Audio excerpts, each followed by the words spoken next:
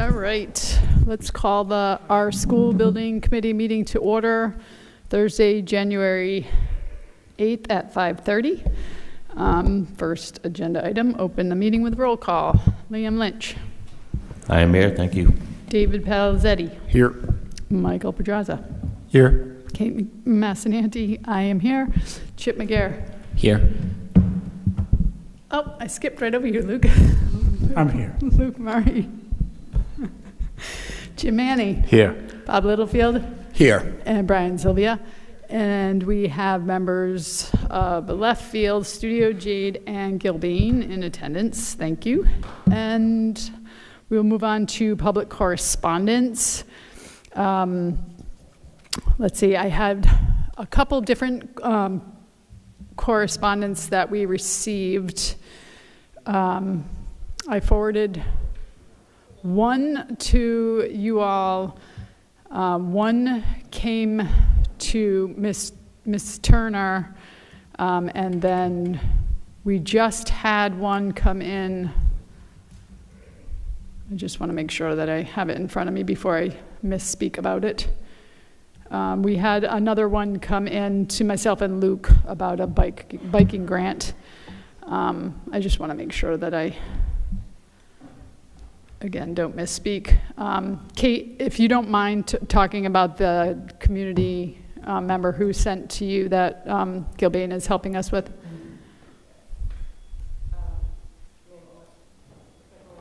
Oh, it's not on yet.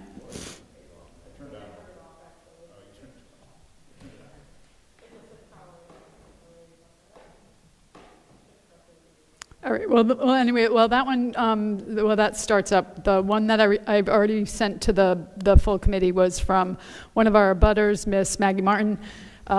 She is in communication with us pretty regularly.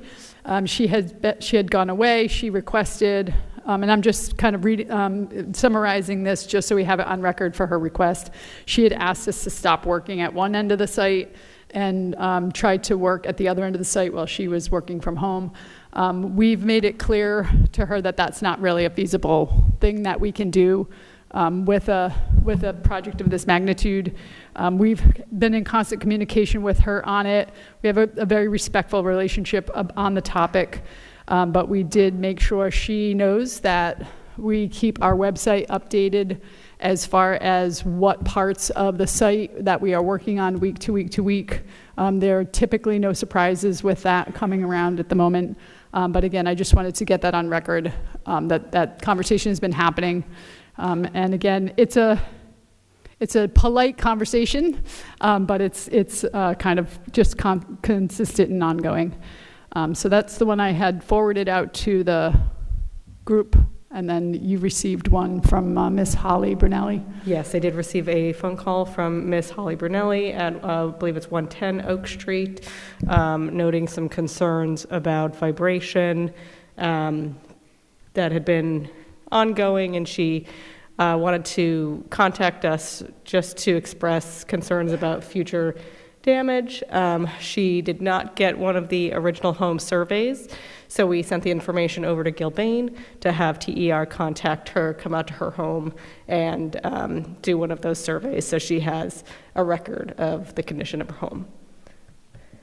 Thank you for that. And then one that came in this morning to myself and Luke was from Janine Silver-Smith, who is from our sustainability committee, and in reference to a grant for biking infrastructure. She shared the information along to us and just basically to put it on our radar going forward. Did you look at it at all, Luke? Yeah, I did. I mean, it's a small grant. It's $2,000, I think, for bike infrastructure. I actually sent it over to the BPAC just so they could, if they wanted to endeavor to do something with that, whether it be school related or not. So. Thank you for that. And to my knowledge, that's all the public correspondence we've received at this point. And so that's going to bring us to our item number 3, discussion. We will take action to review our final GMP2, guaranteed maximum price for the new South Kingstown High School project. So I just want to specify this does not include the Curtis Corner portion. This is strictly for the high school facility. And we will hopefully be making a recommendation one way or the other to the town council. So if our team would like to kick us off. Yes, good morning. This is a long-awaited milestone. Please excuse the brain fog. Good evening. This is a long-awaited milestone for our project. We are taking a look at our final construction contract, the guaranteed maximum price agreement between the town of South Kingstown and Gilbane Construction Company for the construction of the new South Kingstown High School. This encompasses all of the scopes of work required to build the building. It doesn't include furniture, fixtures, or technology. That is going to be a separate contract outside of Gilbane, but these are all of the contracts that are required for the physical building. So I'll start off just refreshing everybody about our total project budget, because this can get a little bit fuzzy. Our budget's broken up into several different sections. We have the South Kingstown High School construction budget. That is what we're calling our GMP budget. That's how much money we have to execute a contract with Gilbane. FF&E and technology, that's going to come as a later procurement done directly by the town. The Curtis Corner budget, which remains at $11 million. Professional services and expenses, that's going to be for professional fees, the materials testing labs that we have, all the professionals that are working on the project. It does include Gilbane's pre-construction fee, which we'll get into on the next slide. Kate, can I stop you? Sure. It seems like we're having technical difficulties with the streaming, so I just Sure. want to pause it while Sure. we figure that out.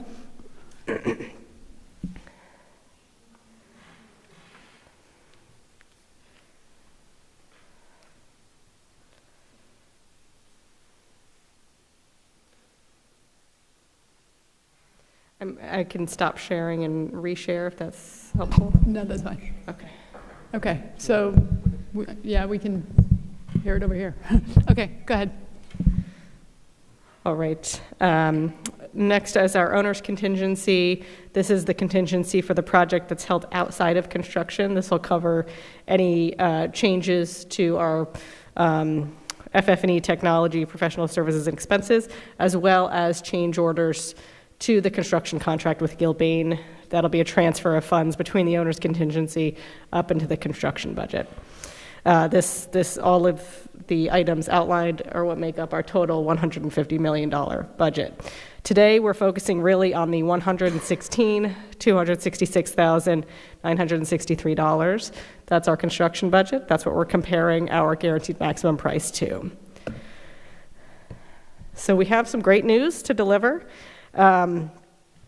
We have, between our trade contractors, which are a total value of $89,038,933, site services at $6,033,105, owner allowances within the construction contract, $3,560,000, and then all of the professional fees within Gilbane's contract. That would be general conditions, fee, bonds, insurance, fire district permit, state permit, and construction contingency. That's a separate contingency bucket held within Gilbane's contract. That total is $15,693,987. Hey, Kate, can you? Yes. Sorry to be a pain, but is there any way you can zoom in a little bit on that? Sure Just so we thing. see the numbers a little clearer? Is that a little better? Appreciate it. I know we got a lot of numbers to go through. It's hard to make them all legible. So the number we're comparing to our guaranteed maximum price and our construction budget is that $14,326,025. Also within Gilbane's contract, since they did perform the work, is their pre-construction services, which I mentioned is part of a separate budget, as well as the geothermal test wells that was funded by South Kingstown School Department. So while those numbers are included in the total contract value, they're broken out in separate budgets. So as we compare the $114.3 million, we are just under $2 million under budget. So great news. The team has worked really hard, as you guys have seen the estimates that have come through from schematic design, design development, construction documents start to chip away at some of those overages. There was a lot of work done in value management. we still have a phenomenal product that meets the needs of the town of South Kingstown without a lot of compromise or loss to the program, and we're still able to come in with a project that is under budget. So I'll pause there. Following this slide, we do have a breakout of all of the trade contracts that I'm going to hand over to Gilbane to go through more specifically, talk a little bit more about the bidding process and all of the numbers that make up that $89 million within the trade contractor values.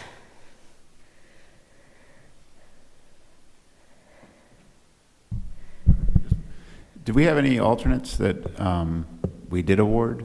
We have a few alternates. That's a great question. We are going to address them at our next change order subcommittee meeting. There are a few alternates. They're not very big ones. Most of them are finish related as it comes to ceramic wall tile. And there's some FRP ceramic wall tile and paint, wall covering. Yeah, so it's mostly finish related. Not large dollar values, but something we want to review with the change order subcommittee and bring forward at our next meeting. All right, so we didn't over VE anything out. The mechanical system is sound. No, we've got our generator. We haven't made any major modifications to mechanical systems. So alternate wise, everything is, I think, ceramic wall tile in the corridors is a great plus. Yeah. But again, not anything that would be detrimental to the project if it were not included. Yeah, that's great news. Yes.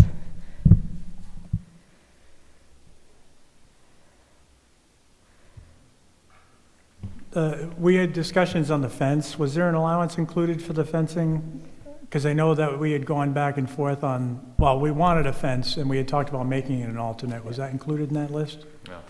No, as of right now, we do not have fencing in there as any allowances. Okay, so it'd have to be dealt with later? As far as site? Yeah. Right now, everything that's on the drawings, which was in the base bid, is what we have covered right now. Okay. And then the additional that went around the exit and that kind of thing is not included right now. Okay, so I think at some point we should probably have that discussion because the neighbors are going to be keyed into that.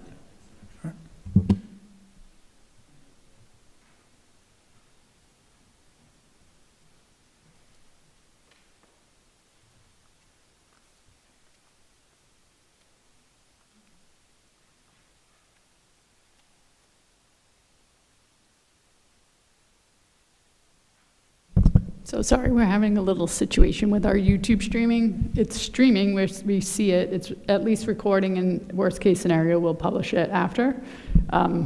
But sorry about that. Does anybody else have any questions for Kate at this time? So I just want to clarify where you have listed pre-construction services, $175,000, and the geothermal test well, $97,000. That's included with the total contract value.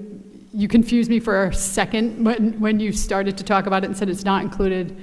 So it's not included with that total construction cost, but it is included in the total contract value. Correct. So Gilbane performed the work. So the reason we added this in here is because the total contract value with Gilbane includes these costs, right? The geothermal, that money's already been spent, as has the pre-construction costs. But because it's a Gilbane-related service, it's all part of the same contract. So we didn't want to enter into a situation where we weren't able to authorize the full amount of value, but the actual work that we're looking at today is the 114.3. So again, geothermal is paid for totally outside of the 150 million, and the 97 million or 175,000 for pre-construction is within this $12 million of professional fees and services. And that's how much we had budgeted for it exactly, so it came in as a neutral budget impact. Okay. The only other question I have, and I'm trying to kind of assume what others may ask and see if I can, so that we can be prepared for those kind of questions that might come at us. So the 2.5 million pay-go that the town council approved that we could use up to 2.5 million, and I believe that was pretty much due to the auditorium. will we be needing to tap? What I'm seeing here is no, we won't need to tap into it, but I just want to make sure, so that 2.5 million is not being used here, and it's there as a contingency from the town, but we didn't end up needing it. That's Is that right? correct. And that's the way that we structured it when we were talking about it during that phase. I think it was during design development phase when we were looking at if we needed to keep the auditorium and we needed to keep the construction tech programs intact and all the CTE spaces intact, that we needed that additional buffer. If we weren't able to do additional value engineering within the building that wasn't as impactful, that we would utilize that as an additional contingency to make sure that those programs were preserved. So at this point, no, we don't. We are not requesting use of that level of contingency at this time.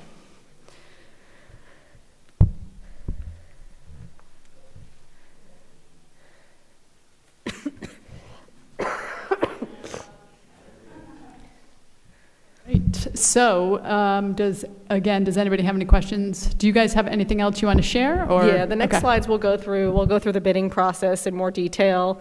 As you'll see, Gilbane did a really extensive and thorough bidding process. One of the benefits of having a construction manager at risk is we are involved in that process versus a design bid build where they just give you a package and it is what it is.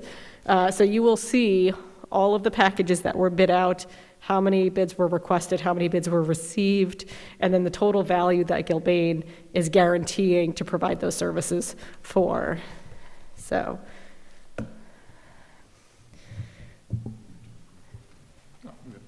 Yeah.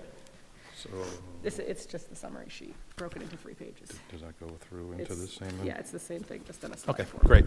All right, so let me kick off with how we go about our procurement process. So when subcontractors want to do work with Gilbane, they need to go through a pretty significant pre-qualification process where it'll be an online application and we'll dig into their, what they call the 3 Cs, capital, character, and capability. So we'll go through all of those things, check references, make sure that they're financially strong, and then they'll be able to be put onto our bidders lists and bid with us going forward. So we've got a pretty robust bidders list established across multiple states and all throughout New England that we're able to tap into. So what will happen is as South Kingstown's project came on board, our purchasing department will take a look at what it entails and develop how many trade packages are needed.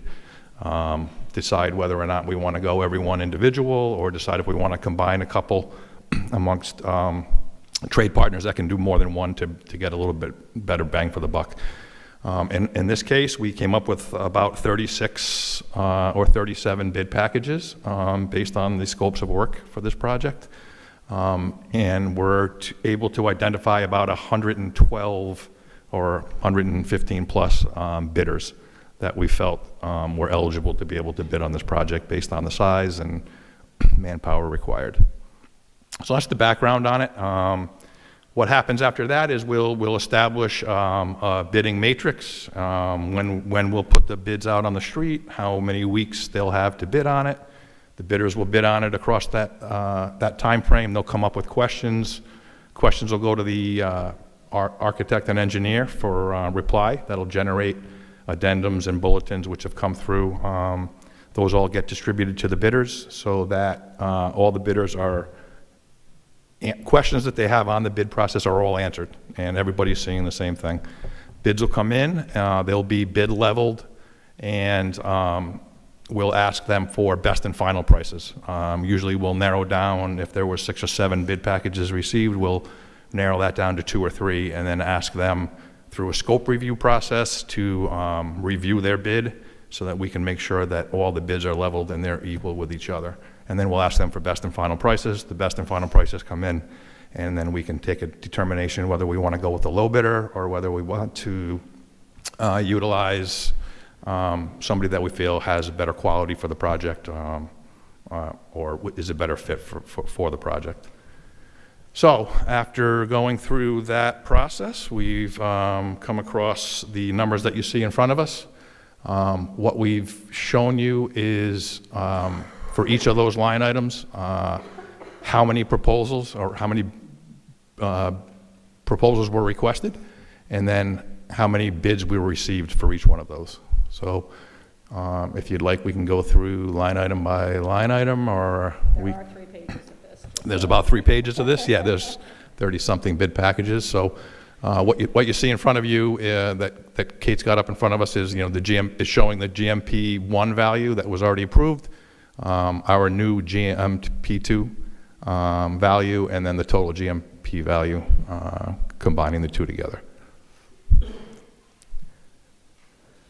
So, Did anybody calculate what the final construction cost per square foot was? I don't have that number right here in front of me, but it was in the 720s, 740s, I want to say, dollars a square foot, I think. That's what we were That was, budgeting. Yeah, yep, no, that was quite the discussion we had about a year and a half ago, I think. Yeah. So, yeah, hit target. Good job, Phil.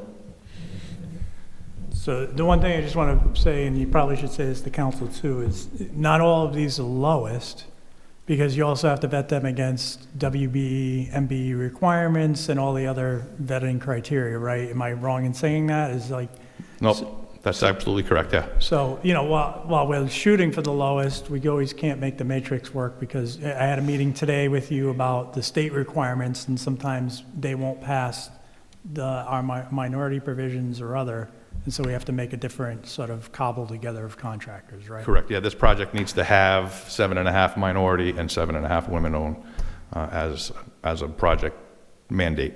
So as we're going through the bidding process, we're also taking a look at which bidders can offer how much of those percentages towards minority or towards the women-owned businesses as well.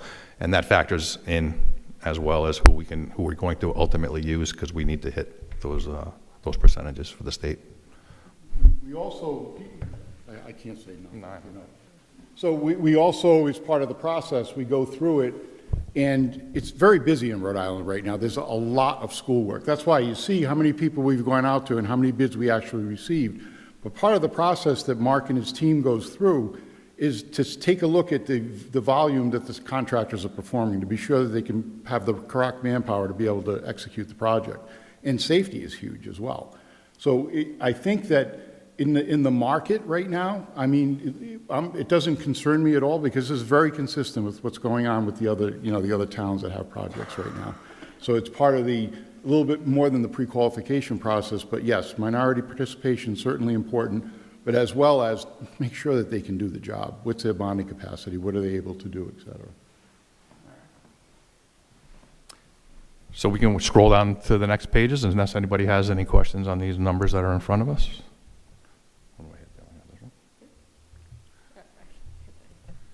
So I'm I'll let you, going to use my oracle and say, someone's going to ask you about steel.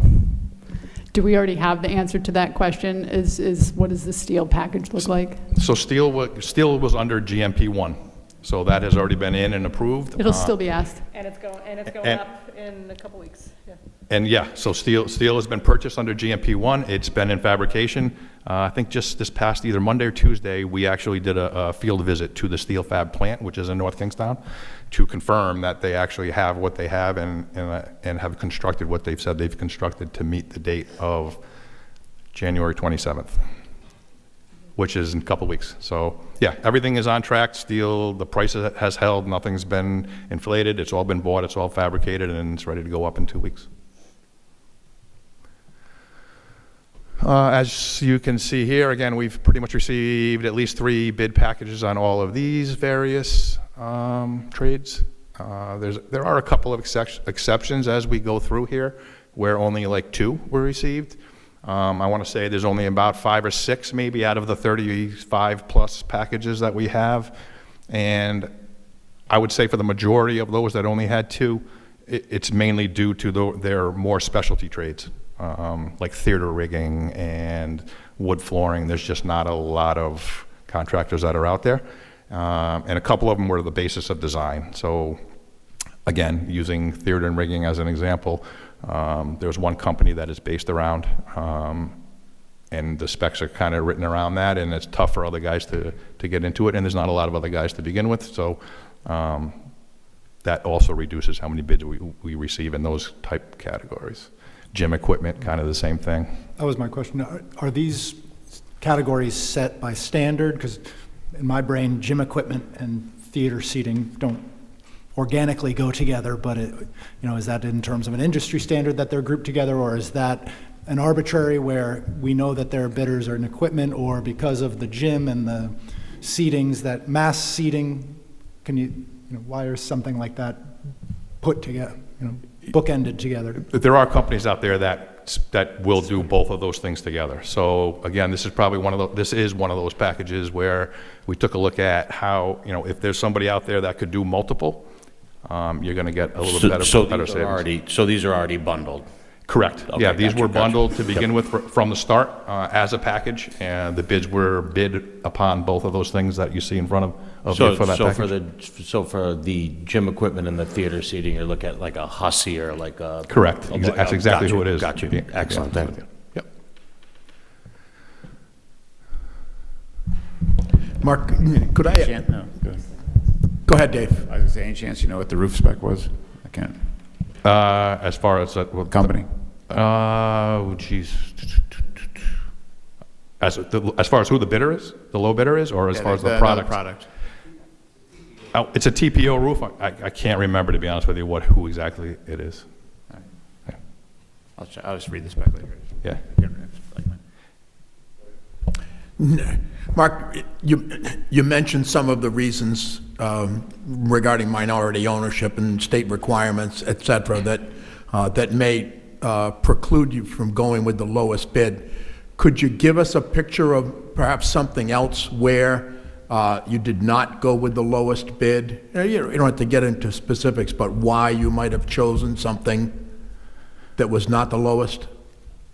I think during the process of the scope reviews and going through it with them, we will ask them what they have on hand for how much work they have on hand.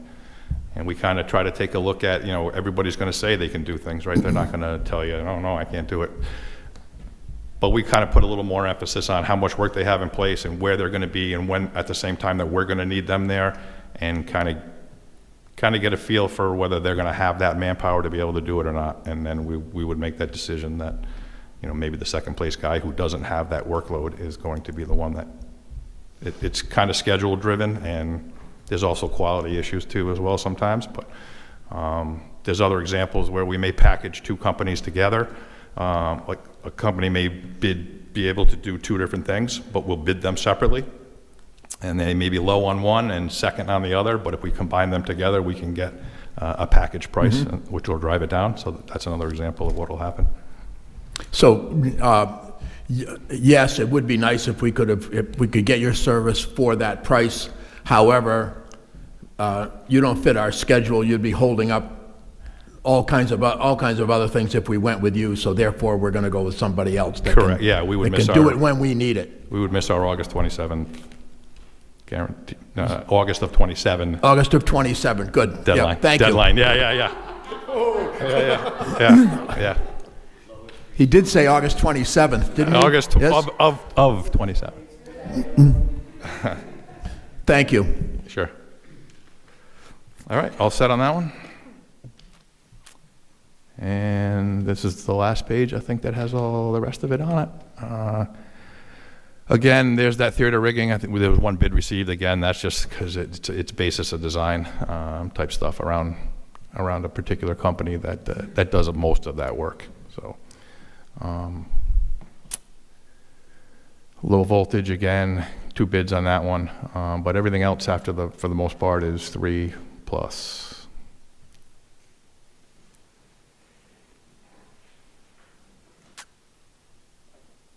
I would say in the tradition of questions that might be asked, do you have any idea of the percentage of how many of the bids you received are from Rhode Island-based companies?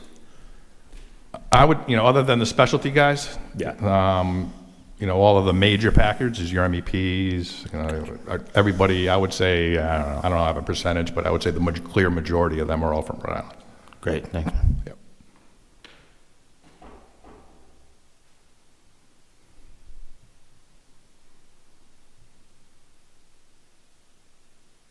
Yeah, looking at this page here, I would say everybody on this page, with the exception of theater and rigging, is all from Rhode Island.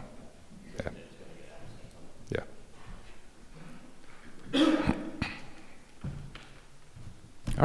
Any questions?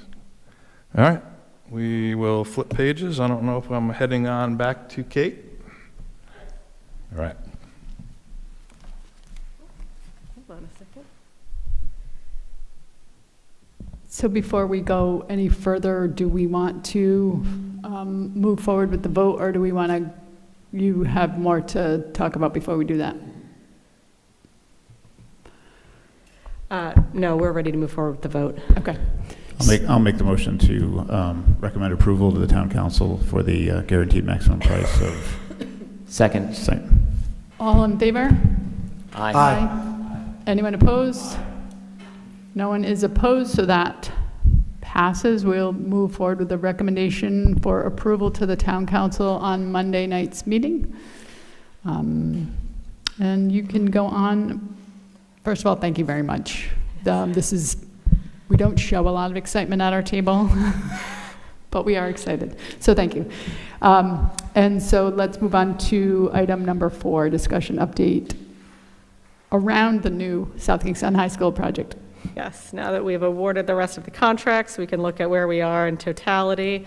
So as we continue to, looking at kind of at where we are, the milestones that hit right before us, we're right at the end of our permitting phase, which is that yellow bar, and I will zoom in just to this Okay, is there section anything, here. yeah, I was going to say, is there anything to do to zoom in a little bit here? Yes, I tried to show the overall so we could see scale-wise where we were amongst the whole project, but then it stretches everything out. So permitting-wise, we are very excited to really come towards the tail end of our permitting process. We have engaged Four Leaf as a third party to assist the building department in the permit documentation review. That process was complete. And I believe the only thing holding up our building permit is a check in hand. Did it get delivered? Dropped her off today. All right. So I think we officially, as of today, have our full building permit, which again is another incredible milestone to hit as part of this project. I'm going to interject one thing. There's one recording of a subdivision plan that planning needs to do, so. Okay. That's on tap, and for the benefit of the committee, the UFD did waive their fees, and they're charging us time and materials on an hourly basis, so I would expect in our conversation it might be between $10,000 and $20,000. Yeah. And there is an allowance held by Gilbane within the GMP to cover those costs with Union Fire District. And as we show in the kind of light yellow green bar, it looks a little different on this screen than it does on mine. We are also at the end of our bidding and GMP phase. So completion of 2 major milestones showing up tonight. And then overall, where we are scale-wise, for our overall construction, we'll get into some of the milestones that we've hit on our construction site, but you can see progress-wise how we're trending along that long red bar. And then the second bar underneath it, after the new building is complete, that will be the phase relating to the new field development where the existing high school is currently. All right, I'll hand it back over to Gilbane to go through some construction updates. I got your 4-week look ahead and some And just, photos. again, because the question I had earlier, Luke answered it for me, but I just, related to questions that may be asked, all of that is included in that guaranteed maximum price, correct? That's correct, with the exception of the FF&E and technology. Yes, right, but like in terms of the demo, the Yes, fields, yep. like that's all included in that. Absolutely, yes. That's why I wanted to just make sure. Yep. Thank you for that clarification. Yes, this does not just include the new high school, it includes demolition of the old high school and the rebuilding of that field. All right, I'll hand it back over to Mark for a construction update. Okay, thank you.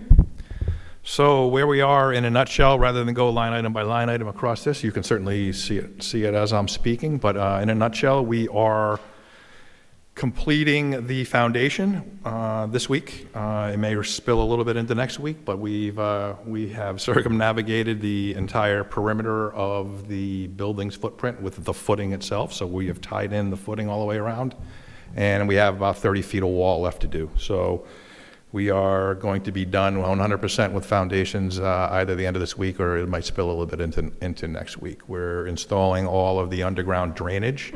The majority of it, I would say 80%, will be done this week, and then there will be a little bit left to do the following week after that, and then the week after that.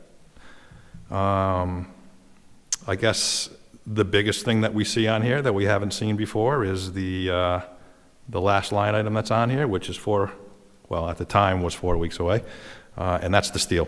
So we have the contractor mobilizing with the crane on the 26th of this month, and then steel is arriving on the 27th. So big milestone for the project. We're going to see the building start to go vertical come the last week in January, as we've spoken to. And that'll go on, through probably into March, at least till the end of March. Steel construction will go on. So we'll be seeing that on these 4-week look-aheads for the next couple of months going forward. Other than a little bit of site work, that's kind of going to be all that's really probably going on the site between February and through March. It'll just be that one contractor going forward. So things are looking pretty good out there. We're moving along. We're in the freeze-thaw process that we've had consistently for the last month. We're currently back to mud season, but I'm sure we'll get back to frozen pretty soon. Just a question about the process with steel. As far as disruptivity to neighbors, like these folks who have been dealing with vibrations and things of that nature, once we are going vertical and once we are dealing with installing steel beams, I've never experienced that. Clearly I've seen it when I go to the big city. Yeah. But never having it happen like in my backyard, how is that going to impact neighbors? I mean, from a noise and vibration standpoint, it's going to be night and day. The noise and vibration for the project, well, not for the project, I would say for this phase, should be over by the end of January. So our site contractor is going to do what you see in green across those line items until the end of January, and then he's probably going to go away for a while. So all the machines that are out there that are making the noise, that have the backup beepers, the compactor that's rolling around and doing the vibratory issues, that should all end come the end of January, and then it's just going to be a crane picking up pieces of steel and guys up in the air putting it together. And Mark, it might be good if you spoke to them about how you have coordinated with the erector on getting steel to the site, how it impacts any neighboring community. Sure. So we met with the erector and the trucking company on Monday, and we had them come out and just take a look at the site, make sure that they were okay internal to the site, and where they were going to bring the trucks and where we were going to do what we did. But we also asked them, the trucking routes. So as we did in our presentation for the proposal way back when, the trucking routes are going to come down through the main road through Wakefield onto Old Mountain, and then take a left onto School Street and then into our property that way. So all trucking will be coming down the main roads except for School Street once they get to that turn. So, during the day, stuff like that? Yeah, no, so we went through it with them on the start of school times and the end of school times. So all deliveries will be either prior to 7 o'clock or after 7:30 as far as the start goes, and there won't be any trucking going on come the end of the day at 2 o'clock. Everything should be done from a trucking standpoint. As far as how many, it's going to be kind of how quick they can get that in the air. But the game plan is to bring one truck in, unload. While that's being unloaded, they'll be going back and grabbing another one. So, I don't see more than like maybe 2 trucks a day kind of a thing. But I don't want to commit to that because hopefully we're going quick enough, and it's more trucks a day, but it's not going to be anything where we're clogging up any streets on a consistent day-long basis. It's going to be 2 trucks a day, 3 trucks a day kind of thing.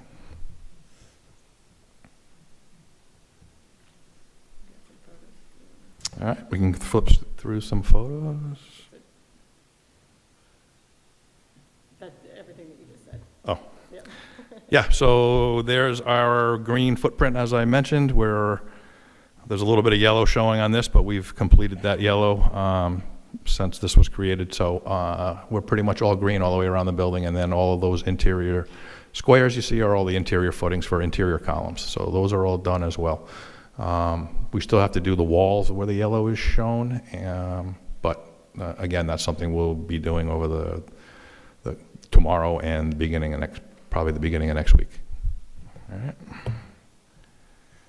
right. Here is where we're going to be. I think is what this is showing. So these are the dates and kind of the areas where we're going to be working. Most of this has all been done. A lot of these dates we've been able to increase. So everything in yellow at the top, that's the underground drainage. That's being completed today. So it's showing dates of like February, but we were able to get that in well ahead of that schedule. The bottom corner, which is of yellow, southeast, which is where the entrance is coming off of School Street, that's probably the last of where our drainage is going to be. So as far as abutters concerns or anything going on in the northeast corner, we're going to, for the most part, we are done up there, which is why that's showing as green. But we will be working down in the southeast corner, which is the entrance road coming off School Street. So those areas, is that just kind of, people might hear noise, feel vibration? Like what is that signifying? It's just, there's going to be equipment with backup beepers kind of a thing. Okay. But there will be vibratory work going on, but sporadically. It's not going to be anything consistently. As it has been, I think it's been pretty quiet for the last 3 weeks or so. We haven't really been doing any vibratory rolling. So this is consistent with the updates that are posted to the website, just as a visual representation of where on the site there will be activity by the contractors. any questions on that? All right, couple pictures. One in the middle, and the one is the underground drainage structures going in along the north, which we just spoke to. The picture on the left is the underground storm detention center system that collects all of the water and does not allow it to leave off-site. And then the one on the right is just a couple of pictures of some interior footings. We are in the process of bringing the interior footprint of the building up to grade. So where you see that concrete footing, we're currently bringing up fill that will go right to the top of that. So we're doing that across the footprint of the building. Couple pictures showing the two on the left are just showing the concrete work. Again, you can see the one on the left, due to the winter conditions, we are tenting everything in concrete blankets and actually blowing heat through heaters that go in there and keep the concrete warm until it's able to cure and reach its capacity. So that's been going on since all of December, actually. It slows things down a little bit, but as we've spoke to, we're on schedule and the concrete's pretty much done. One in the middle is just a pump truck. Some of the areas we can't reach and can't get a machine inside the middle of the building, so it's performed by a pump truck. And then on the right-hand side is the new underground, all of the new underground electrical systems that will be coming from the transformer into the building and into all of the main switchgear of the building. So that has all been installed. It's been inspected by the town's electrical inspector and approved, and currently it's backfilled. It doesn't look like that anymore. It's all buried and hidden. But that's all of the electrical feeds that are going to feed the building coming in from the transformers. That's it. Any questions?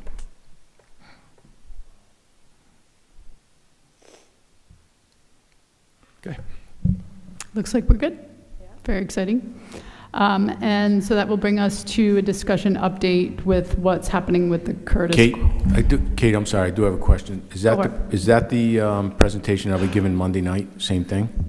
It's going to be, we're focusing on the GMP exclusively because the town managers, typically we would include all of this if we were on the town manager's report, but our agenda item for Monday is specific to the GMP. So this will be specific to the first few slides that we reviewed this evening.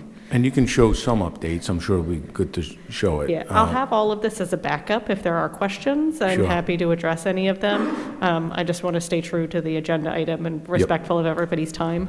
Yep, and we will get you right up front again. Yeah, Okay? thank you. Thank you.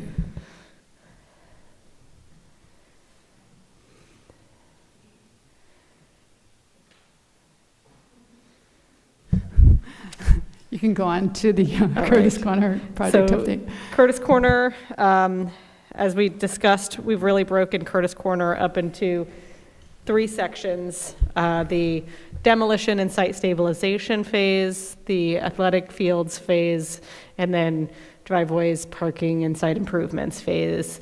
Again, as we've discussed, this approach is really to aid in budget control and attaining cost certainty with each phase before we move on to the next. So it is designed intentionally.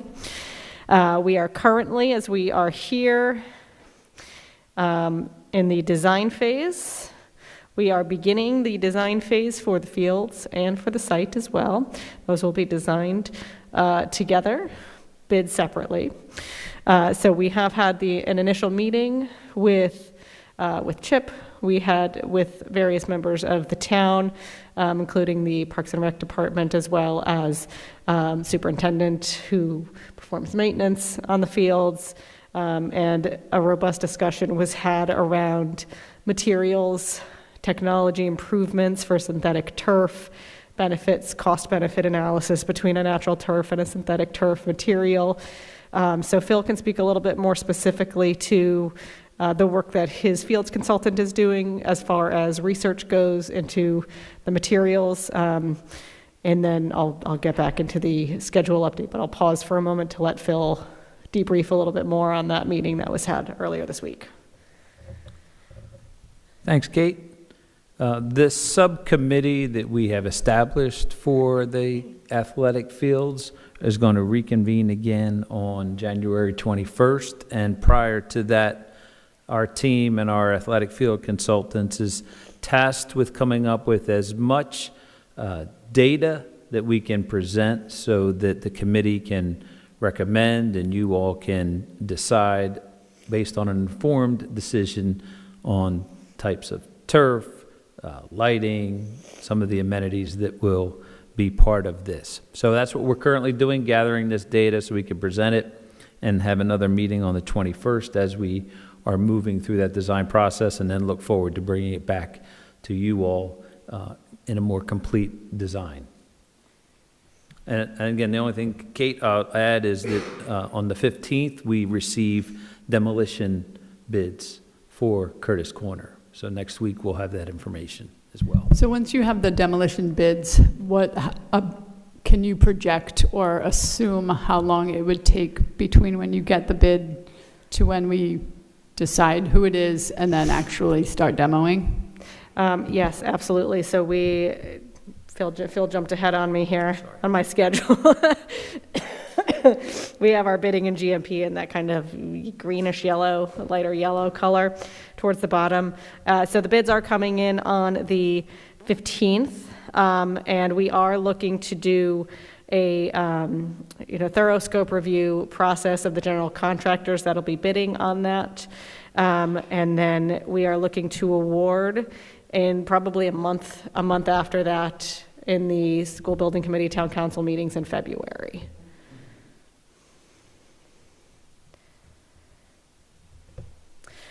So sticking on the demolition portion of it, moving down to construction, we are looking at starting the demolition process.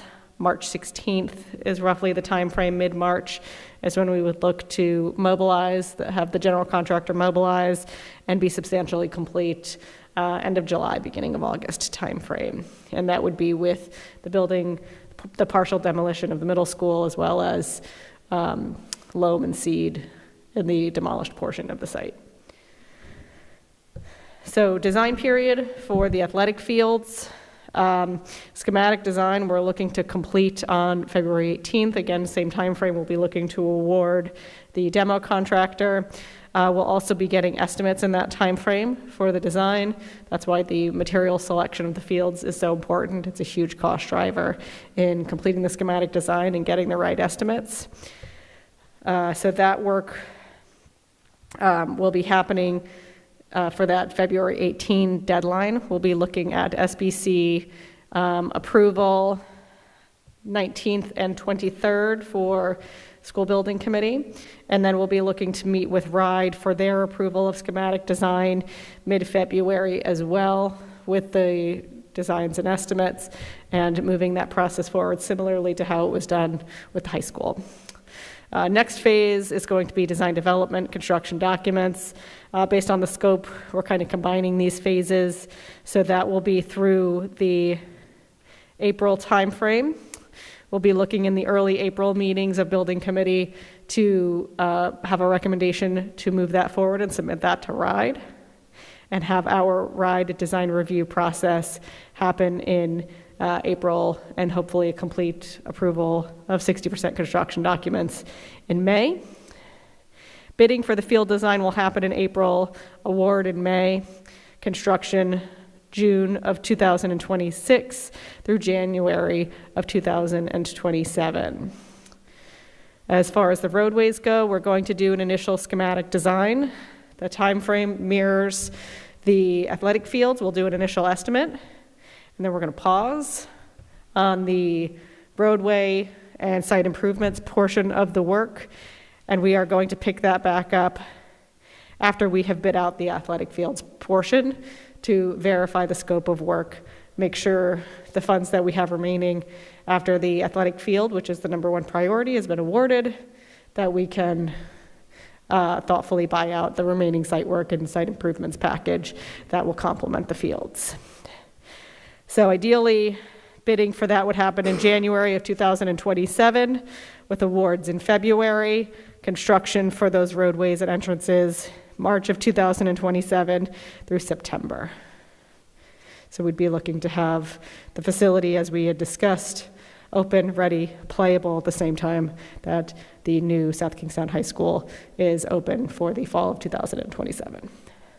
I have two topics that I would like for our group to, well, one to discuss, but before I get to the, around design, before I get to that though, when it comes to, I'm just looking at permitting and it's making my little antennas go up.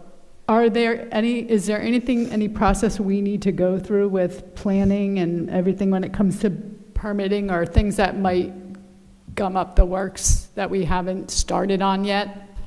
So the benefit of going through the process we're going through is they're kind of individual projects. So the good thing is we've landed on pretty much an enhanced renovation of the existing field facility. So there's really no expansion there. There may be a question with regards to the parking, and I'll vet that through planning, but I'm willing to guess it's not. The bigger permitting is going to be water quality and DEM, so those will be big ones. But because we're keeping the field in place, I don't see any issue from a planning standpoint and site permits. I just would hate to have all of a sudden a permit pop up and we were like, oh, we should have dealt with that last year. So let's keep that front in mind, especially around DEM, because I'm not in charge of them. So my bigger thing that I would love for this committee, so to be very clear, the subcommittee Phil is referring to is not an official subcommittee. It's not like a put together. It's a working group of folks from the town and folks from the school, just like they did with the programmatic component of the high school. That said, people have their opinions, and people within that group are giving opinions on what they think. Should it be synthetic? Should it be natural? Things of that nature. And so I just wanted to make sure before we go into too much, or before that group goes into too much discussion, if anybody at this table had a particular thought, suggestion, perspective that they wanted to make sure was put on public record, make sure loud and clear that Phil and the team that he's working with has it in mind as that group gets together. So, Terry Lynch and I are very much the same page with this, but we strongly feel that it needs to be a synthetic field for two main reasons. One is that we want to move everyone, every sport onto this main field, so everyone gets an opportunity to play on the big field with the stands and everything. Because right now we've farmed out different sports to different places. There's competition for that field, but it's not for the good reasons. So like in this case, we'd like to make sure that everyone can play on that. And an artificial turf field would allow for that to happen. The second thing is that there's a major change that's happened with scheduling in sports in Rhode Island. It went into effect two school years ago, and now last school year, this is the second full year of it.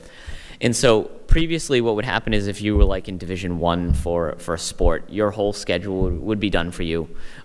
Teams didn't have a choice. They would play who they were assigned, and you'd play wherever they were hosting their respective games. Starting last year and into this year, that's changed. The Interscholastic League schedules some of your games, but then you're responsible for scheduling the rest. The shift has been to everyone playing on artificial turf fields outside of South Kingstown and a couple of other communities. They don't, in certain sports, want to play us at our spot if we're not gonna have artificial turf. There's some sports where it's more of an issue than others, but they want to be playing on the same type of conditions.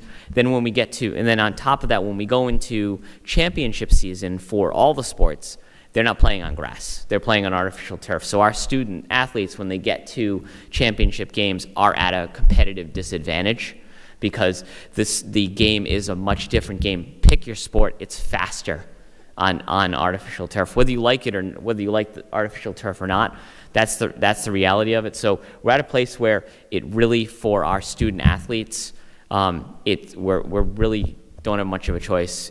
We've got to move where the rest of the state has moved onto the artificial turf.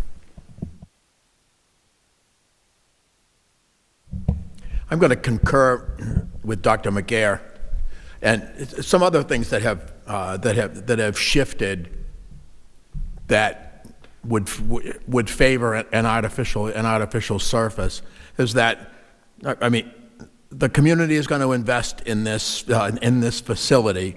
We want as many of our student athletes as possible to take advantage of this in the fall and in the spring. We have sports that are being played now in the spring, like lacrosse, and there's a really good chance that before this project is done, Rhode Island is going to be playing flag football in the spring, and so we want all of our student athletes to be able to take advantage of this new facility, maintaining a natural surface when it's getting year-round use like that is very, very, very difficult, if not impossible. And so that's why I would advocate for an artificial surface. One other consideration is playability time and the turnaround time. You have to consider the establishment of a natural grass surface, and I am not sure if 9 months would be a sufficient growing period in order to have full establishment of that. I believe we would need to wait a full year in order for that surface to be truly established and playable without causing damage. And I can back that up from experience, Kate, having worked in a district where we invested in natural fields in the city of Warwick, where we had 2 high schools and we installed 2 new natural fields, and how frustrating it was and how many hard feelings there were created as people wanted to play on those fields. They looked out, they saw there was beautiful green grass, but it was not mature enough to accept the play, and there was a lot of hard feelings. And I would really like to avoid that and have everybody be able to use this facility when we open in September of 2027. I would concur with the artificial turf or turf in general. However, I think that for priority from myself would be what is the material, what materials are we talking about, and how many years of study are we talking about? There's been lots of scrutiny about early fields in terms of what type of rubber, where is that rubber coming from? For those of us who, you go to and play or have kids, and all of a sudden feels like 2 weeks later you got little rubber things coming out of their socks or their ears. I was like, where's this coming from? So that to me is ultimately having a study or having some longitudinal components, especially if we're talking about how this material, and I'm sure DEM would be bringing this up in terms of how does it break down, as well as then the ability for, or the care of it. But in terms of having a variety of materials to choose from, I'm sure that price points will also vary depending on the type of material, but whether it's something that is, again, a blend, or I believe it was, I'd heard of in terms of like palm, just different organic materials that can be substituted in, and again, those cost considerations. But again, thinking back to the early days of synthetic fields and the concerns about where what those synthetic materials are, how they break down, and continued applications to our children's and adults and everybody else's skin, and is something that I would like to be vetted or have as a robust discussion around as well. I completely agree, and correct me if I'm wrong, Phil and Kate and Luke, but what I heard from the civil engineer was, and I kind of already knew this, but it was good to hear it from someone who does this for a living, that in the Northeast you want to avoid the organic materials because they contain water and they will freeze, but in terms of synthetic, there are different options, and it sounds like the two main categories are sand and rubber, with like different derivatives, and like you said, Michael, there's blends and there's things of that nature. But that's what I heard. But if I missed something, then please let me know. Yeah, EPDM rubber, which is virgin rubber. But yeah, we had a good discussion. Phil actually is going to be coming back with a lot of data. The biggest thing I think we all focused on was data-based, right? And fields have come a long way. I did the first fields in Boston, and I had said this in 2000, and it's 25 years later. So they've changed materials, they've had studies, they've had health issues that they've addressed. So I think now, the thing is, if we're going to go synthetic, we may get people in the community who aren't up to date on those changes. So we need to be able to make the case and respond. So we've made a request as a working group to come with that data, so we make those decisions logically. From a town standpoint, we had Terry Murphy at the meeting, Rex Everly. Opinions varied, right? But I think the biggest thing is making sure that the town can continue to maintain these with the resources. One way I suggested is capitalizing some of the equipment into the project cost so that the town has the equipment to maintain these, like tenant sweepers and specialty equipment that we don't currently have if we go this direction. And then there's other decisions to be made, like the track. Tracks you have low-end, high-end tracks, latex, urethane, sandwich systems, full pour. So there's a lot of things that we need to make decisions on that outside of the field as well, that have long-term cost components as far as replacement costs 10 years from now, because that's the other thing we go to replace, and this was a good point Rex made. You go to replace or rehab a natural turf facility, it's fairly inexpensive. When you go to suck out the infill, and Phil said they had some cost data on this, but it's going to be 10 to 12 years where we're going to have to replace that field. So, and we're not talking short money, which we're currently not budgeting for. So we have to look at that as well. So was a lot of good discussion in that, I think, but for the benefit of the committee, those were the types of things that were discussed. And Dave, I don't know if you have anything, you have some perspective here? I sit on the fence on this one because in college it's different. You'll never play soccer on a turf field. It's all natural grass. But football and multi-use, lacrosse, things like that go on turf fields. We do both. I've put in the old fields 20 years ago as you did. They weren't nearly as good as they are now, but there's still benefits to turf. So and rec department, I respect Rex a lot, and he's a very big grass guy.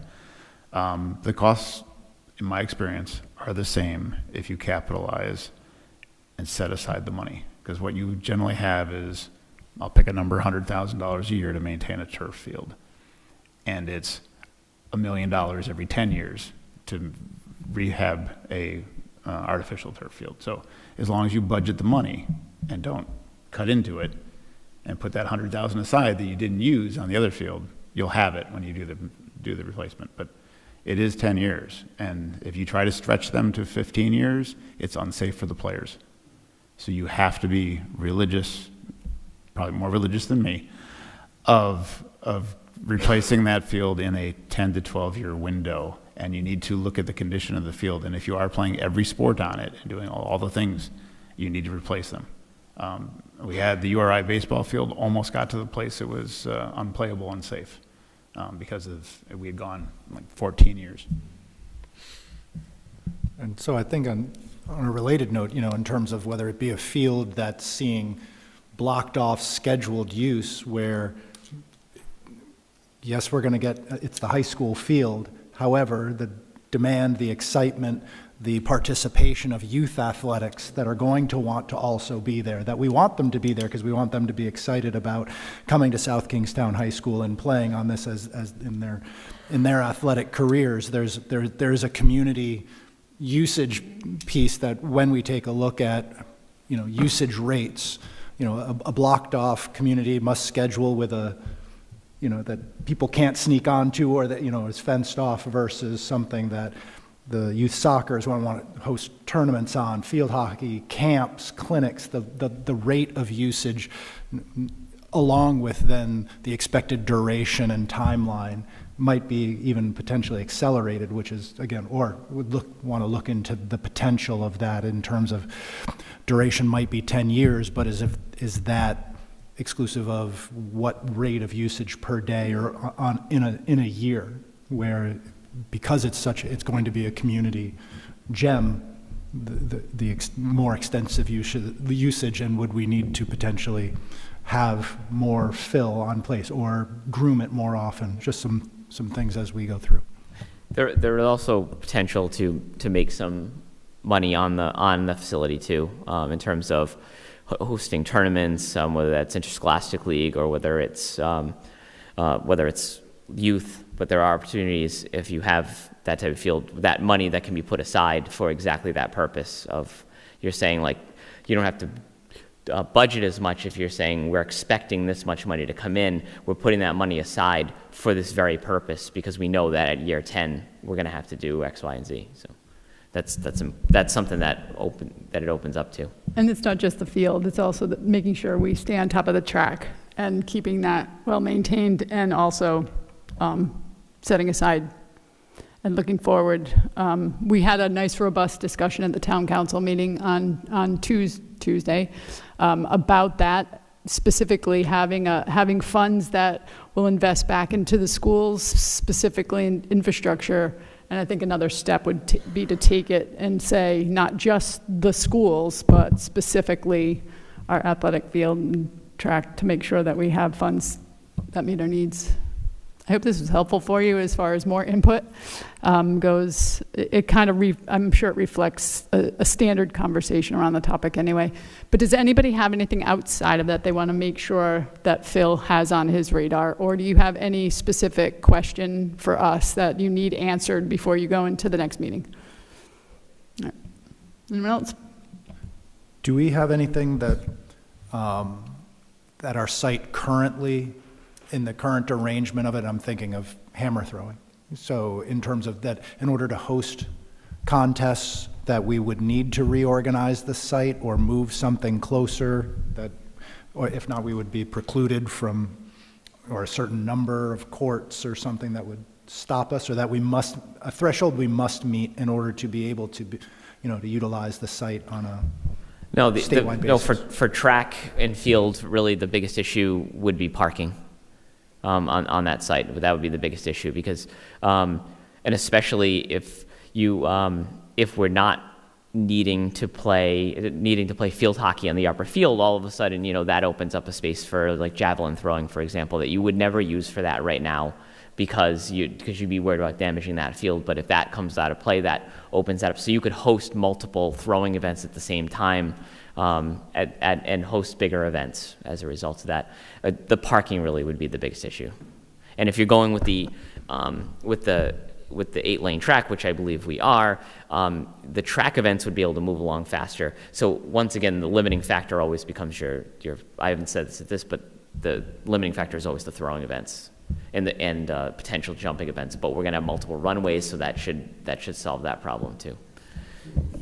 Yeah, I agree. It's the bus parking really for the track mates that becomes a problem. Yeah, the other, I guess the only other thing to really think about, and I'm sure it's part of your committee, and these are discussions you guys will have to have within the athletic department and the school is, are you painting the turf or are you having it stitched for football, soccer? Because there's all the different sports. Soccer teams hate having all the lines on it. Lacrosse is almost hard to see if there's football lines on it, but the effort to paint football lines is exceptional amount of labor. So you have to really, and talk to Rex about that. When we used to paint fields 20 years ago, I had a crew doing it for a week, and it was weather dependent just to paint the football field. And then he put the turf field down, and I was like, I got 4 guys I don't know what to do with now. I can work over here. So there is some of that labor savings to be considered, but don't ask a soccer player first of all, don't ask a soccer player to paint a turf field. If you paint a turf field, don't make it look like it's the tennis match with a pickleball court in the middle of it. They just hate that. Phil, when we were looking at the site, I know we'd had discussion at one point about would we have enough space with this revamp for a more regulation-sized soccer field? Is that still, with the 8-lane track, is that still on? I believe that's still something we can pull off, right? Because I know that would go a long way for the soccer folks. Yes, that's our current intention, and we're going to be showing you that when we reconvene.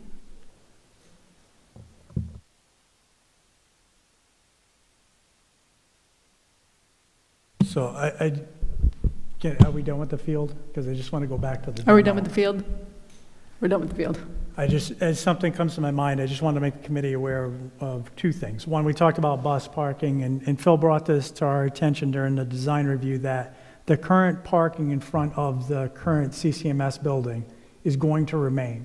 So if we get to the 3rd phase and we don't have a lot of money, we're going to have to make some decisions, but we could feasibly maintain some of that parking in the front of the building, because that will now be part of the site. So it's not perfect, but it's there, and we're going to hold it as such. Number 2 is, and this came late in the game, so we were looking at the preservation. We are looking at the preservation of the back portion of the current CCMS building. That's in the base bid of the contract. However, we decided at the last minute to put an alternate in. Am I wrong in this? That did make it in, correct? Okay. To demo the entire building. And the reason is because we're not sure about the split out cost between what that is actually going to cost us to maintain utilities and revamp those utilities as far as button up the current building. So the concern is, okay, we're just going all in. What if it's higher than expected? Like, what if it's $1.5 million just to do what we want to do to preserve that portion of the building? We at least can have that discussion of whether that's just too expensive of a field house for us right now, or whether it's worth demoing and building later a new field house. Yeah. So that's something that, Kate, I don't know if you want to elaborate on that. Yeah, and it really came out of discussions during the subcontractor walkthroughs and really evaluating the challenge of keeping the existing portion of the building.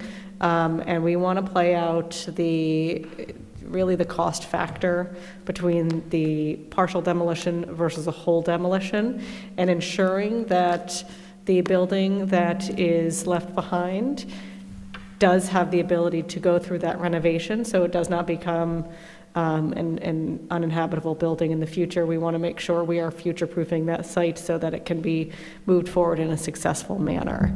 So it's truly a cost comparison.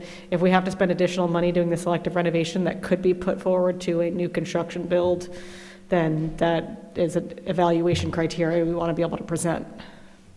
All right, so I can make sure I understand this correctly, it's not that we made a decision one way or the other. We're looking at the cost of one versus the other, correct? Absolutely. Yeah, we are not, we want to be able to bring as much data to make sure that we are making the correct decision.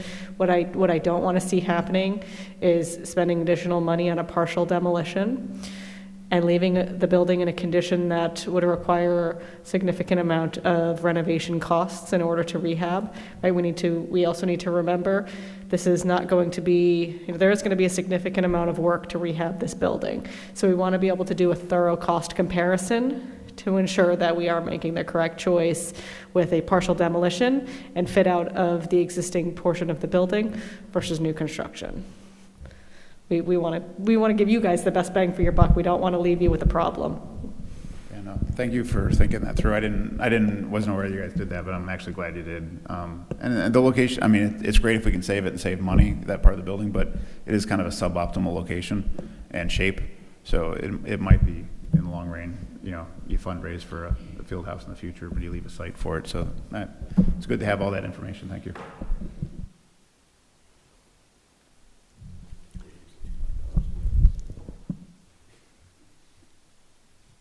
Does anybody else have any questions, comments, concerns that they would like to share at this time? Bob? Yeah.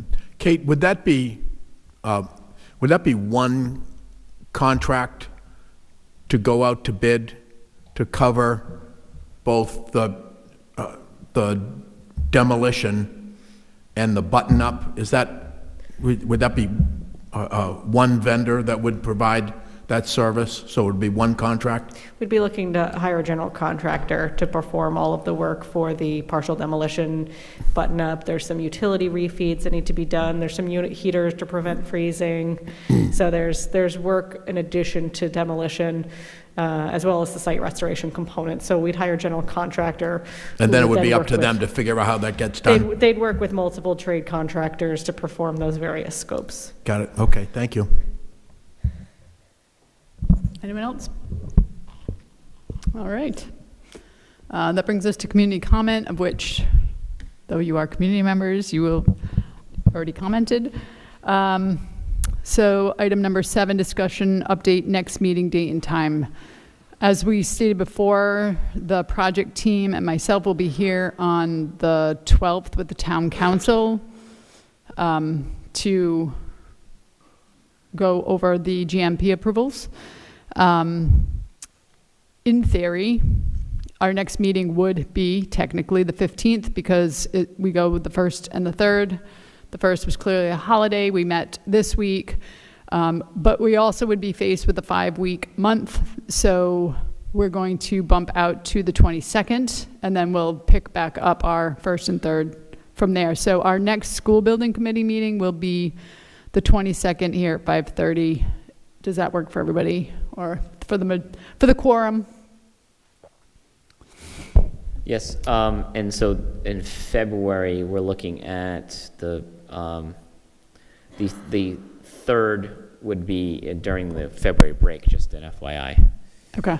So the 5th definitely works, but the 19th would be during the break. Thank you for that. So when we meet on the 22nd, we can sort out February, like the need of having 2 meetings versus 1 meeting that month. All right. So with all that said, 5:30. Yep. So I will entertain a motion to adjourn. I'll make that motion. Second. Everybody in favor?